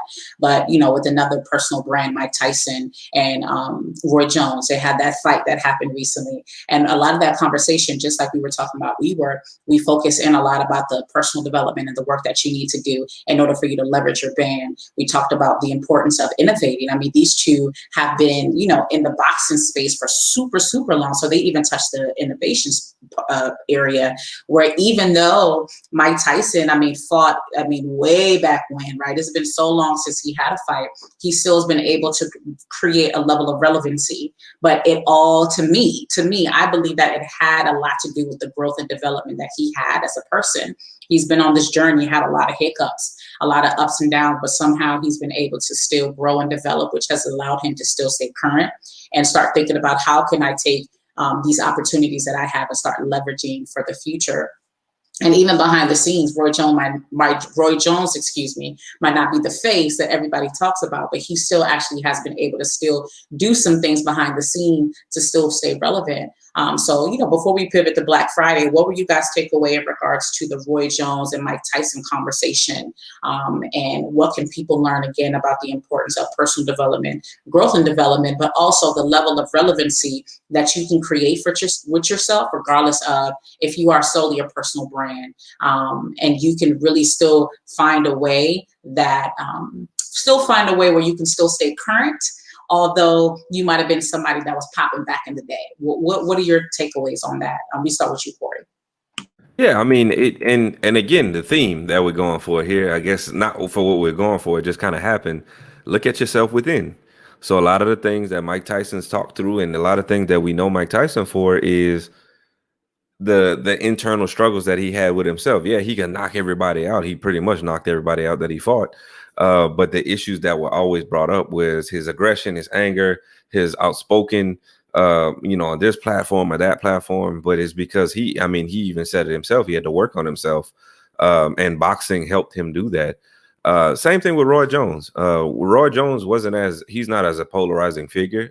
He's definitely had his championships on many different levels, all the way from I think his light heavyweight to you know, all the way to heavyweight. But the over encompassing issue is when they both came together, I think they especially building a brand, they had some things to make sure that they were good to go within themselves, that the way they can press forward, that way they can put on a good fight, and really just a good opportunity to highlight other people as well. I know we always talk about Nate Robinson getting knocked out, and he's probably still laying on side that ring right now. But even the guy that knocked him out, Jake something or another, I can't think of his name. If one of y'all have it for me, but he's now about to fight, you know, Floyd Mayweather. So it's like because they worked on themselves, they were able to put somebody else on. And so even working on your personal brand, on your internals, on your triggers, on things that drive you. I mean, they would look at what happened. They were able to take an individual who was a YouTube sensation, and yes, he was putting in the work, but now you get, how often do you really get a fight with Floyd Mayweather? So think about, they might not be a company, but as far as their personal internal brand, they still had to work on that themselves. And just from my quick perspective on that, it's never too late. If you're working on yourself, if you're constantly evolving, if you're constantly growing, you can always make a comeback, jump back into what you do and what you love, people will support you, and then you'll still be I able to love grow. that. And look for the opportunity within the opportunity, right? That opportunity led to, I think his name is Jake Paul, doing something. And then Floyd Mayweather saw, like, even he's retired and he's still finding ways to make money and stay relevant even from that. So he saw an opportunity within the opportunity. So as business owners, CEOs, leaders, what kind of opportunities are you looking within the opportunity to create more opportunities to leverage or to make more money or even grow and develop and have more impact? And then lastly, right, in regards to impact, one season or what time of the year that always makes impact on those pockets is Black Friday. That was one of the topics we wanted to talk about because we looked at it from the perspective of self-investment, how we see a lot of times where individuals will find a hard time investing in themselves, or maybe they don't even see it as self-investment, but there's billions of dollars that are spent every year on Black Friday. People will, again, even though people couldn't go out this year and Black Friday didn't look the same or hasn't looked the same, and even last year it switched up a little bit where it's not even on a Friday. They have pre-Black Friday sales. It's starting, on Thursdays. It's starting on Mondays and so on. We really wanted, and I wanted to talk about this last, is because, again, we're talking about self-investment and the importance of, yes, it's great to get these external things, right? We want maybe nice clothes or a nice car, nice shoes or so on. But why aren't individuals valuing or even looking at self-investment the way they should? And looking at, okay, I need to put a certain amount of dollars towards investing in myself. So I'm on Clubhouse, right? These Android users, I'm trying to talk them into getting an iPhone. So we were having a conversation about mental health and for entrepreneurs. And as they were talking about the fact that mental health is expensive, and some people were like, yeah, I utilize therapy here and there to really manage a lot of the things that I'm struggling with. Because I told them my journey. I'm like, mental health and focusing on therapy helped me show up better as a business owner, because the reality is our traumas, our triggers, our experiences. Some people talked about anger management will show up in your business. One guy talked about how he was about to go off on a customer because he had anger management issues he had to work through. So I was just like, well, why don't we start to consider strategically, for us to start allocating funds within our business to pay for our mental health. So that could be one of the objectives you have in 2021. Okay, this is my vision. These are my goals. These are the objectives. And also you want to get 12 clients, but you're saying you might want to get 12 sessions, or one session a month.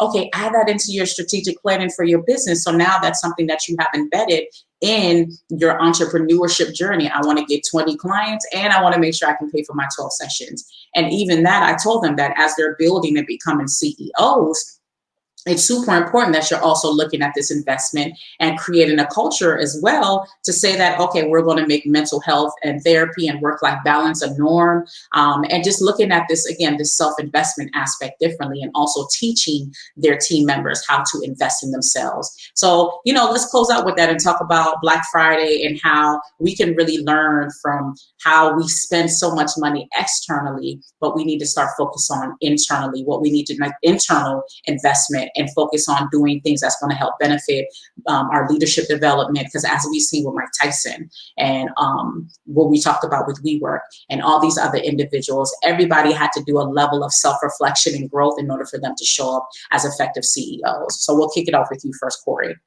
Yeah, and so here's what I want to tell people.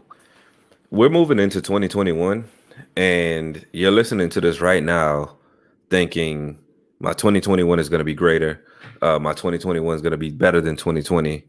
But the thing is, I want you to really look at your habits. And the reason we talked about Black Friday is because of the habits that you exude during this time frame.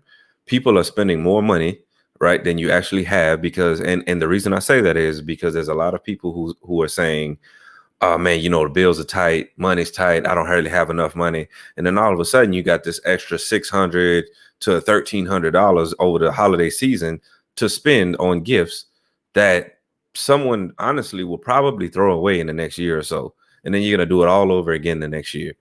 The thing for me is when you invest in yourself, you literally have that for the rest of your life.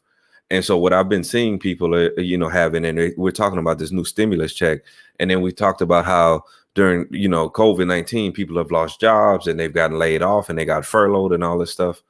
But then all of a sudden, Aisha, the holiday season rolled around, and I'm seeing folks 3 months ago that lost their job talking about, man, if I could just, if anybody knows somebody hiring, just let me know. They done bought a new Audi. I done seen people all of a sudden they buy, what's the little 3-wheel vehicle thing? It's like a slingshot or something like that, I think they call it. All of a sudden those things cost like $30,000. But they all of a sudden they coming up with these big toys, and man, I just made this purchase. I just bought this PS5. I just bought the Xbox with all the games and all the other stuff. But 3 months ago you were struggling. I'm talking about habits. So when you think about the habits that you're exuding, where are you placing your money into? And we've talked about this time and time again. We're not necessarily speaking about Black Friday just because we want to talk about Black Friday. We're talking about the habits that you're exuding during this time frame, that you're spending money on somebody else's name, you're not building your own name, you're spending money on something else versus actually developing yourself. And then you're telling yourself that 2021 is going to be different, but you haven't changed the habits that you have for it to be different. So who knows if it's going to be different from you?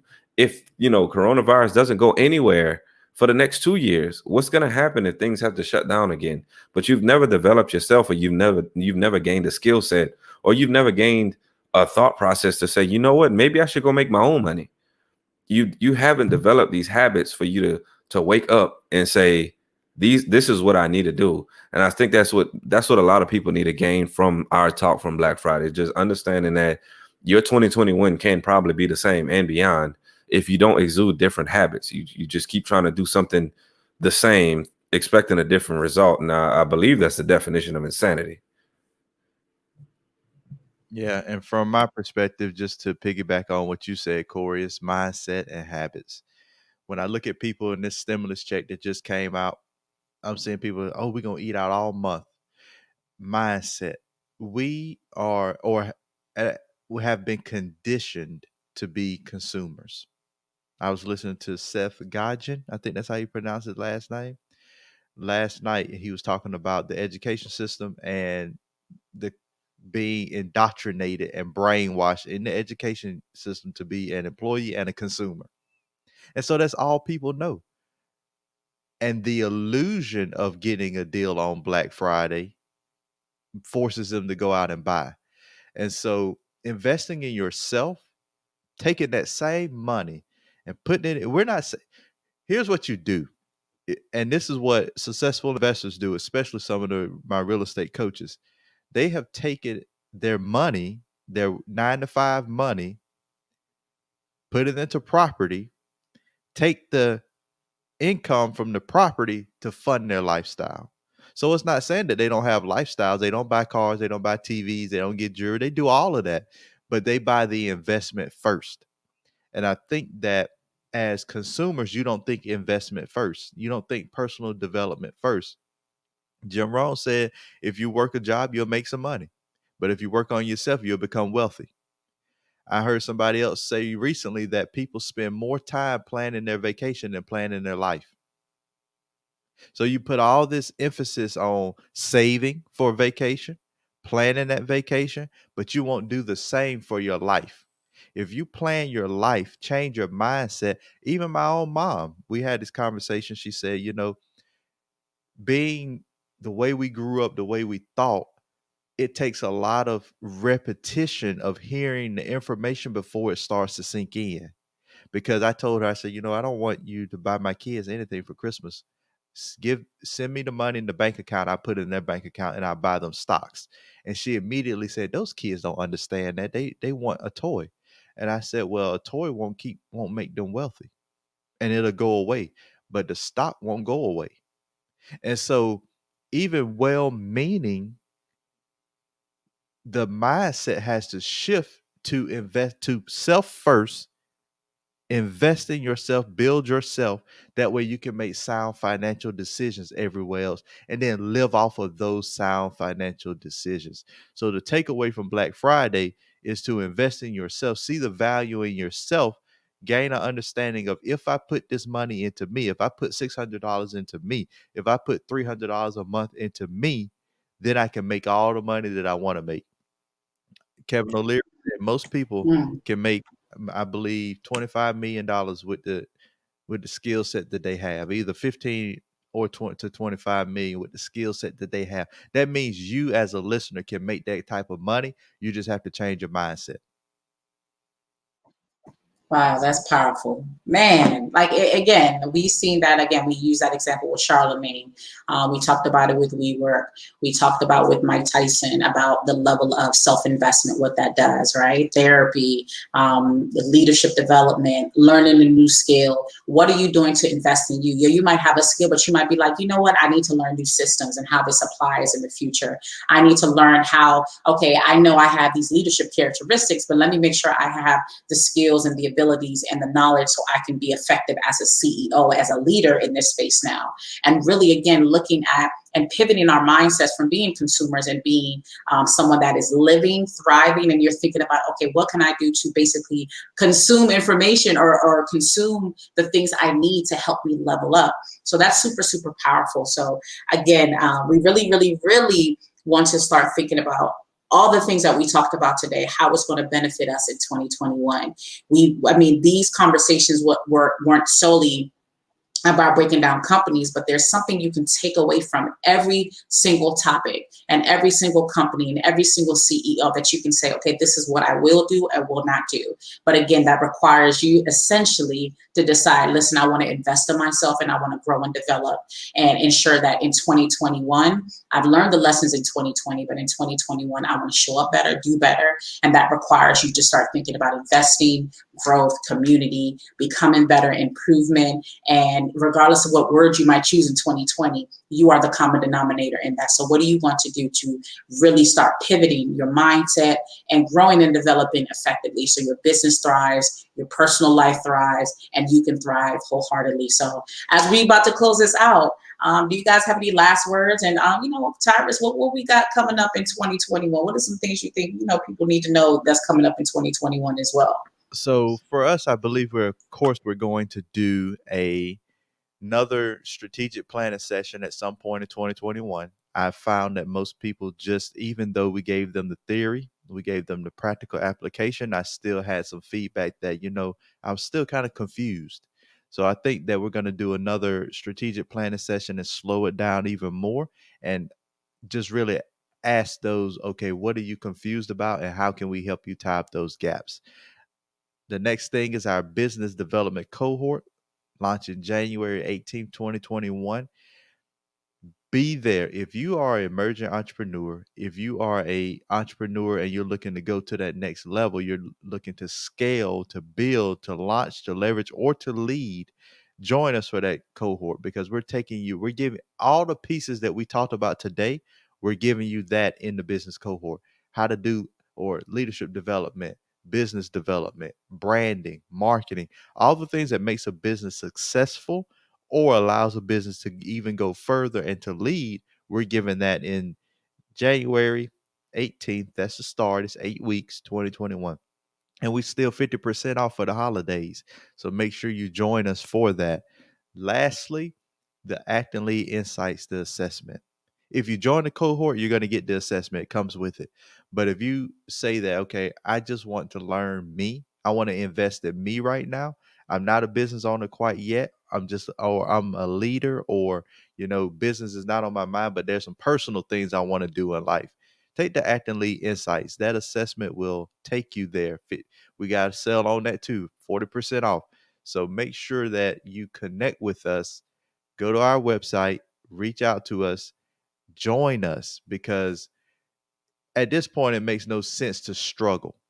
It makes no sense to struggle. It makes no sense to talk about what we want to do when you can do it. I had a conversation yesterday with a gentleman. He was like, I look up to you because you give me an insight that nobody else around me gives me. When I told them how much I wanted to make an hour, they were like, ooh, that's a lot. But I'm like, that's because their mind hasn't been expanded. They don't have the exposure to that is what your value could be and is. So come join us to get exposure, because once you expand your mind, it can never go back to where you were. So that's what we got coming up in 2021. A lot of exciting things. We're going to keep rolling. We're going to keep this. It won't be rise or fall, But the Acting Lead Live series will encompass all of business, from systems, issues, who's doing well, innovation, marketing, everything that we can give you, we're going to drop it on this. Yeah, and just get prepared. My podcast is Switching Internal Fire, and Internal Fire is going to now present the Act and Lead team. So it's going to pivot. So now we're going to be able to, you're going to be able to hear us on all podcast platforms. So say you can't watch the live, you can't watch the replay. Well, now you'll be able to listen to it on a podcast on the way to work, on the way to wherever you are headed, maybe while you're working out. So now you are getting this exposure in your ears wherever you're going. So super excited to launch that as well.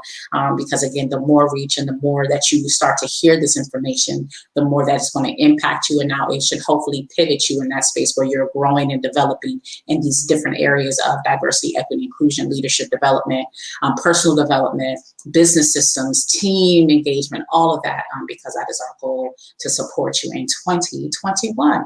All right. So you see the information below. Make sure you go to the website. Contact us if you have any questions or concerns. Maybe you're in a space where you're like, I need some development. I want to understand my leadership style. I want to become more emotionally intelligent so I can show up better in my business. Take the Act and Lead Insights. We have a community as well. Become a part of the community. So again, we have so many tools that will really help you level up in 2021. So invest in it now. And then as we are, again, transition, Corey, any last words and then close us out? So, because we gave you a lot today. Okay. So what you got? Yeah, I just wanted to highlight the community part, because a lot of people, they'd be like, man, I'm not ready to jump in this coaching. I'm not ready to make this giant investment. Or you may not, to be honest with you, I'm just being real with you. You may not see the value in spending money to personally develop yourself, right? But the conversations that you have consistently, and Tyrus mentioned this earlier, you're going to have consistent conversations about how you can grow, how you can expand your mind into making that. Like some people are making $150,000 a month, but it's so far-fetched to some people because you haven't expanded your mind to be able to do that. And so that's the thing, is like, just join the community and see how those daily conversations, all of a sudden you start to look back and say like, man, I really used to think like that. So yeah, do us a favor and keep growing with us. I mean, y'all seen us grow through this whole year. And we definitely hope you have a happy new year, a great start to your 2021. But yeah, just rock with us and keep having that conversation in your mind and watch how it expands. All right, so close us out. In the great words of our fearless mentor. Yeah, well, he always says this one thing, and I want this to be a theme going into 2021. So he said one time, it was the most profound thing I've ever heard, right? He said, you got to be about it. You got to be about it. But I can't, because our fearless mentor, our leader, Master P, is trying to buy Reebok. Wow. Oh, I seen that. I saw that. $1 billion deal. Him and Baron Davis. Yep. Oh, you know what? We need to just kick off 2021 to talk about P. I'm just saying that might be the first Hey, thing y'all to talk about. tag him. Matter of fact, y'all tag him so he can listen to that one. Ooh, that'll be good. I talk about P because P came from the projects and now he's trying to buy Reebok, and he has consistently talked about what he wanted to do, shows the vision. But we'll cover that. We'll let y'all go today. We've been here for a while. You got to be about it. We're gonna bring P in. We're gonna talk about him. If we tag him enough, he might just jump on. He might just jump on with us. Right. Start tagging him on Instagram. Everybody, if y'all get on Clubhouse, he actually be on there. But I ain't even gonna talk these men into getting an iPhone. It's a business expense. All right, guys. We'll see you in the new year. Have a happy new year.